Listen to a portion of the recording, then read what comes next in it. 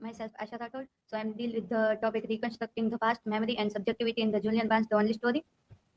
These are my hypothesis and this is question. The introduction of the novel. It was published on 1st February 2018 and genre of psychological fiction connected with memory, past, and love. So memory and subjectivity. The issue of temporal point of view, retrospect is key here. Paul is, as he tells us, revisiting, and he admits inevitability if unintentionally revising and revisioning personal history and emotional experience. He is a not retrospective vantage point out tranquility, and his distance does not clarity. So Paul's uses shifting narrative that he reflecting his past and then present and you understand. I hope I am telling you everything as I remember it. I never kept a diary, and most of the participants in my story, my life, are either dead or fast disappeared. Memory shorts and shifts according to the demands made on it by the remember. Julian Barnes' novel, The Only Story, can be read as a monograph on the complication of love. Memory shorts and shift according to the demands made on it by the remember. Uh, do we have access to the algorithm of its priorities? Probably not, but I would guess that memory priorities, whatever is most useful to help keep the barrier of those memories going. So where would be a self interest in bringing happier memory to the surface? Paul. Here Paul is unreliable narrator. We can't rely on them. He can add her past and the memory also. And the purpose of this story is to achieve something in fiction that he could not in reality. He also questioned that it was real or not. However, when his illusions are shattered under the effect of his reconstructing memory, he finds it impossible to achieve a unity or sense of wholeness with his beloved. He retried his story to himself so that he might understand his experience better. He is mostly remembered and even fictionalization whenever his memory fails him. His past experience when he was in early 20s. So he in the there are three parts. In the beginning part, he tells a story when he was in the 19. That story of a boy met a girl, and in middle part he find that. His relationship with Susan, like how become alcoholism, and ending part with that his regret to Susan's struggle. In the part, Paul shared with us not only what he experienced, but what he thinks about his experience. Here, Dipesh Chakravarti has also given the appropriate phrase that is a trauma is a memory in his book titled as a habitation of modernity, essay in the wake of a subaltern study. As very phrase can be allowed in the character study of Susan MacLeod, especially when he narrates his bitter experience with her uncle Humphrey, when he lives with her uncle Humphrey and her past with his how being abused by him. So here are one quote of that Susan's live with his uncle and abuse with him. How she feels that I had an uncle Humphrey. I had an Uncle for Humphrey. I used to go and stay with him and Aunt Florence after my mother's died.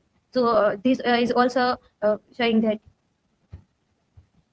psychological perspective on memory. That when exploring memory within cognitive psychology, cognitive study means mental and brain study. That several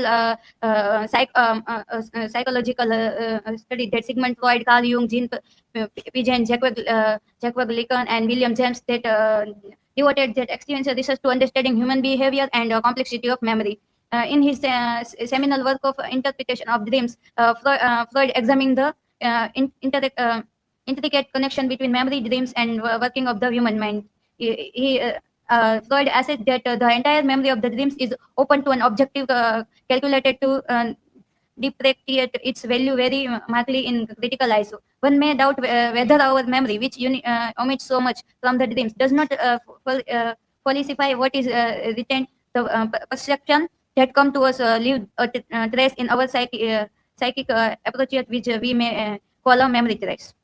Narrative perspective on memory, that Janet view that the memory system is the central organization mechanism of the mind, responsibility for categories and integrating experience into expectation and adaptable meaning structures. Julian's suggests that memory operate with a degree of self-perception. We can add and we cannot rely on memory, that on some memory are unforgettable, that we can't forget it but But I would guess that memory prioritizes whatever is most useful to help keep the barrier of those memories going. So there would be a self interest in bringing happier memories to the surface first. But again, I am only guessing. So both memory and narrative serves as technical concept across disciplines such as psychology, linguistic, and communication, history, and literary study. Each carry distance yet overlapping meaning, and both are constructed memory of what is perceived as the same event can shift over time. Oral tradition and the art of memory. The oral storytelling that, is arguable the most fundamental form of narrative. That one primary mode of such narration occurs in everyday conversation. Children recount their school experience to parents. That how we are uh, spend all day. That while grandparents share what time memory with grandchildren. However, distinct from these everyday narratives is a epic tradition, a significant mode of oral storytelling from Homer's Iliad, which Milman Parry described as rooted in oral poetics, to the numberless epics of a pre-literate society that were never transcribed.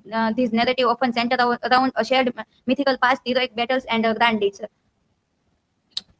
The purpose of memory narration in a postmodernist writer, that purpose of bringing memory narrative into literary authorship can be from the rigidly conservative minds of the readers and spectators into the doubting and questioning minds, which can prove for the truth rather than relying on just what comes as ancient scripture and holy text. This can be seen in context of Indian Vedic knowledge system, like where is based on division in scripture, and one part is to constitute of Shruti and likes Vedas, whereas another constitute its part by Smriti.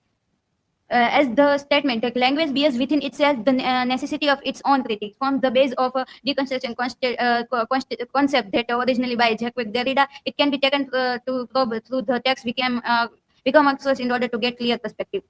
In conclusion, that Julian Barnes, the only story, explored the memory as a selective and reconstructing process that